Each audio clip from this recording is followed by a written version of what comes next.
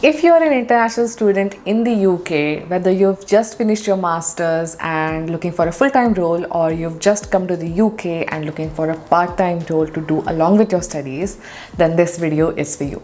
In this video, we're diving deep into some of the biggest CV and job application red flags that could be holding you back from getting interviews. These are the mistakes students often make, even I've made, and I've learned from my mistakes, and that's why I've made this compilation video to help you out. So I'll break down each red flag and give examples and also tell you how to avoid them. So let's get started. The first one is lack of focus and including irrelevant information. One of the most common red flags is submitting a CV which is all over the place. I have seen students that list literally their first internship to all the part-time jobs that I've ever done in their CV, and which are not relevant to the job they're applying for. You don't need to cram your CV by including all your extracurriculum activities that you've ever done in school as well. So keep it really minimal and keep it very concise and clear.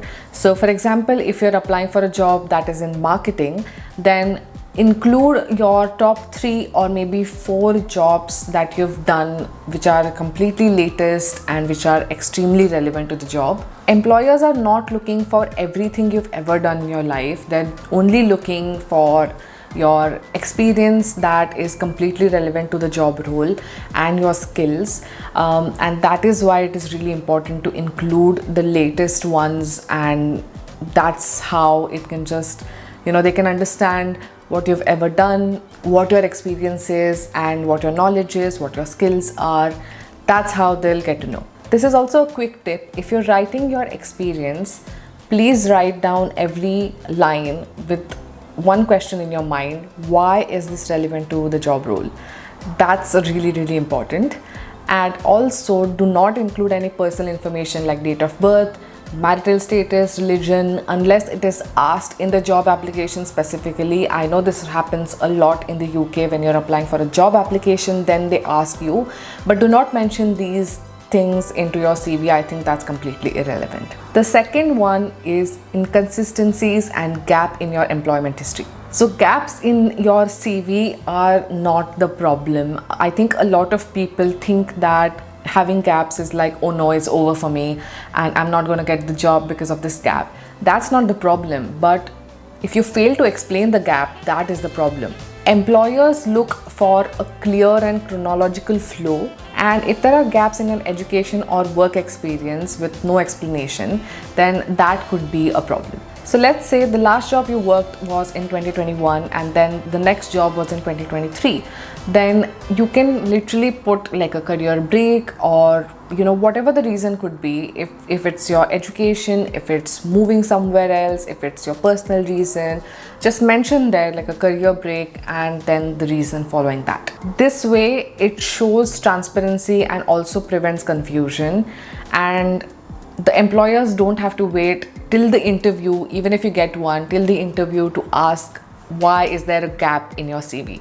They can just read your CV and then get to know, okay, this is the reason, and then you can explain more on that in the interview. A quick tip on this is check your dates for accuracy and consistency, and also make sure that it matches your LinkedIn profile, just in case the employer checks your LinkedIn profile and the dates are completely wrong in your CV and completely wrong in your LinkedIn profile. That could also raise some questions. The third one is poor formatting and presentation. See, you could have amazing experience, but if your CV is not formatted correctly and aligned correctly, if it is cluttered and hard to read, then it can literally go straight into the bin. In the UK, employers often prefer like a clean and professional CV, and it has to be 2 pages. That's the format of the UK, and also use fonts that are professional like Arial or Calibri, and do not make it extra creative or anything like that. Do not add extreme colors and everything. Just keep it very minimal, simple, plain, and use the sizes between 10 to 12 so it is not really difficult to read. Also make sure that the spacing is also correct. Make use of bold fonts and also italic fonts if you need to. Mention the job title where you worked and also the dates, like we talked about in the earlier point. Make use of bullet points. I think that is one of the key things in your CV. I think that just makes it look really clean and professional. And also, do not add any photos, not of yourself or not of anything else. If you want, if your role is really creative, then you can make a separate portfolio where you can add as many pictures as you want, because portfolio are supposed to be creative. So you can do that, but do not add any pictures in your CV. Please keep this in mind that a recruiter spends 6 to 8 seconds on average to just glance your CV, and in that glance they should understand exactly what you've done, and that is the process to basically shortlist. So even if they need to read your CV, just make sure in the first glance it's really attractive, and make those points really clean and separate. Highlight keywords if you want, and that is how you'll be shortlisted to at least get to the next round of interviews. So the fourth point is lack of tailoring and professionalism. This is a big one because I know so many people who use the same CV to apply to so many other jobs, which can be a negative point. It honestly also shows some lack of effort, and it is really not what you want to do if you want to really get some interviews. It also makes it seem like you're not that interested in that role. In my opinion, every job application should be tailored. I know it takes a lot of time. I know it's really easy to just click on easy apply on LinkedIn and apply to that job. But if you really want that job, if you're really serious about it, then you should really consider tailoring your CV and your cover letter. It's really important. I'll get to that. But it's really important to do both of these so that you get the interview. And also use the job description to mirror the keywords. I feel like this is so important, and it'll immediately, make a point that the employer reads your CV, which is a huge thing. Even if they read your CV, I think that's really great. And lastly, double check all your spellings and grammar. Make sure that it's okay, and you can use AI tools for this, but obviously don't copy and paste those experience that ChatGPT is giving you. Please don't do that, but you can obviously make use of it to correct your grammar or spellings or anything like that, because that could be a red flag. The fifth point is not highlighting your skills effectively. Many international students focus too much on the job titles rather than the skills, but I think in the UK it's the other way around. The skills are so important. I think the skills are the only thing that the employers are looking for, and then they read your job experience according to your skills. In my CV, I did have a separate section just for skills to list down all my skills, and I feel like include these skills that I'm about to tell you in your CV, because I think they're the most important in any kind of a job description, in any kind of a job role. It doesn't matter, but these transferable skills like teamwork, communication, problem solving, data analysis, project management, and then some tools like Excel, Canva, SQL or Python, anything that relates to your job, then include that. But please do include all these transferable skills, because most of the employers are just looking for that. You need to be a good team player in any kind of a job that you do. The sixth one is overusing AI tools. Now again, a lot of people put their CV into ChatGPT and then ask to recreate that and make it more effective, make it more readable and everything. But I feel like you overuse AI tools in these, because some people just literally copy and paste those things that ChatGPT gives you, which any employer can literally tell by just looking at the CV if it is written by yourself or if it is literally copy and pasted by ChatGPT, because ChatGPT mentions certain words that you never use in your real life. And also, if you've noticed, ChatGPT often uses long dashes, which again is something you can easily tell, at least for me, if I see any caption or anything which has like long dash, I literally just scroll away. I don't even read it because I know a human has not written that, and that just puts me off when I see something like that. So do not use those long dashes that ChatGPT uses.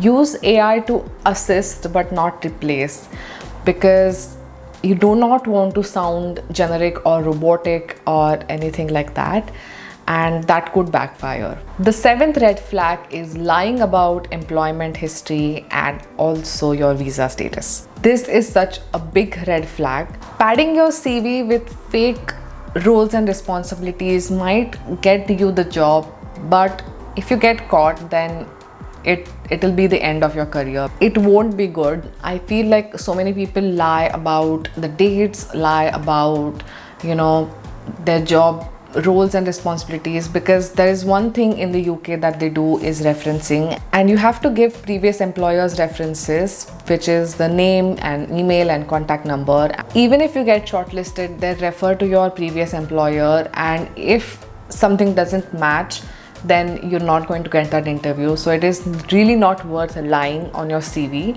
And in your job application, when they ask you about your visa status, I feel like be really clear and honest. Mention that if you're on your student visa or your graduate visa, or if you'll need any sponsorship, then please do click that, because I know this is one of the biggest things people lie about just to get the job, but it is not worth it. Even if you get the job, then your employer will be like, why did you say that you didn't need a sponsorship, but now you do? So it's a waste of time for them, it's a waste of time for you, and you do not want all that chaos in your life. Trust me. Employers really appreciate honesty, and it is better to be honest just to avoid all this chaos. Now coming to the 8th point, which is not including a cover letter. Again, so many people do not include cover letter while submitting their job application. Again, this is just them being lazy, because why should you spend so much time when you can just easily apply on LinkedIn? That is not the case. I feel like employers just have 2 documents, or maybe 3, including your portfolio. One is your CV, one is your cover letter, and one is your portfolio. They've not met you, they've not spoken to you, they've not had a call with you, nothing. All they can see in the first thing is just your CV and your cover letter. These 2 things are so important, and they judge you based on those 2 papers and those 2 documents. In this case, I feel like it is really important to tailor your cover letter. I used to always say this thing, which is, I wish they gave me one interview to prove them, just to prove them that I can do this job. And what is the point if you're not even getting to the interview? So imagine whatever you wanted to prove them in that interview, write that into your cover letter. Write why do you want to work in that specific company. Mention their name, address the hiring manager if you can, and also mention the job role exactly how it is, the company name exactly how it is, and really tailor it and customize it to every company that you're applying for. And that will also make you stand out and also could get you an interview. And then in the interview, you can really prove what you've actually said in the cover letter, and make it more about yourself. Your personality will come out. But these 2 papers, I feel like it's so unfair for a lot of people, because they don't really talk to you, but it's again fair to them because they can't be like talking to so many people all the time. So this is really, really important.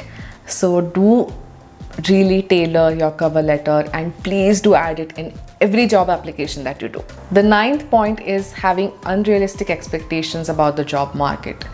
So for example, you've just finished your master's degree and you're looking for an entry-level role.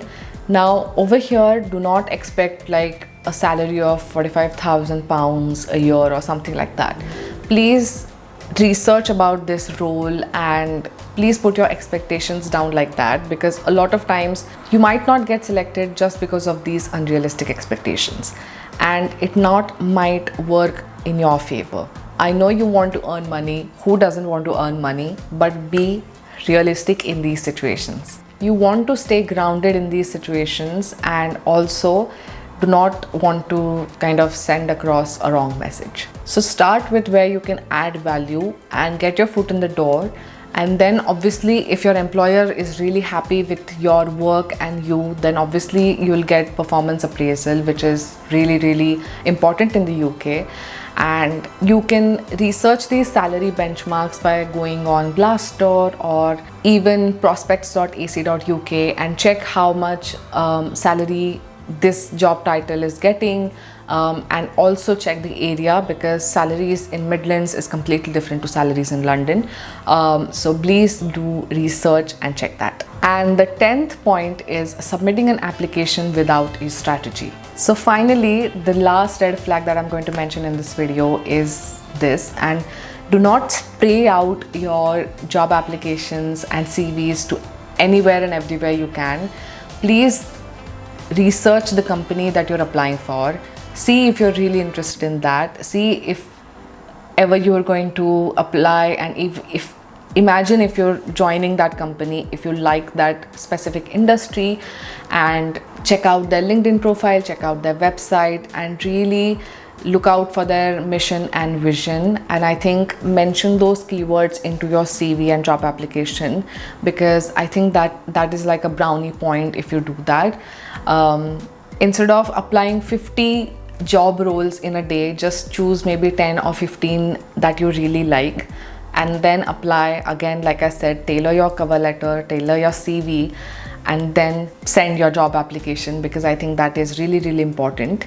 And it is a really time consuming process, but if you really need the job, then I think it's really worth taking this effort. Also, a quick tip in this as well: track your job applications and make a whole spreadsheet. It will be so much easier, and when you look back at it, it will be so much worth it. Trust me on this. I have made more than 500 applications because at the start I was really doing that. I was just applying by easy apply on LinkedIn and not tailoring my CV. But at the end, I was really tailoring every job application, CV, cover letter, everything that I could, and I did get a lot of interviews for that as well. So that is it for this video, guys. I really hope that this video was helpful for you. This is just the red flags that everyone has in their CV and cover letters and job applications. But if you want me to do any other videos, say for example how to format a CV in the UK or how to format a cover letter in the UK, then please do let me know in the comments and I'll make that video. So thank you so much for watching this video. Please give this video a huge like, subscribe to my channel, and I'll see you in the next one. Bye.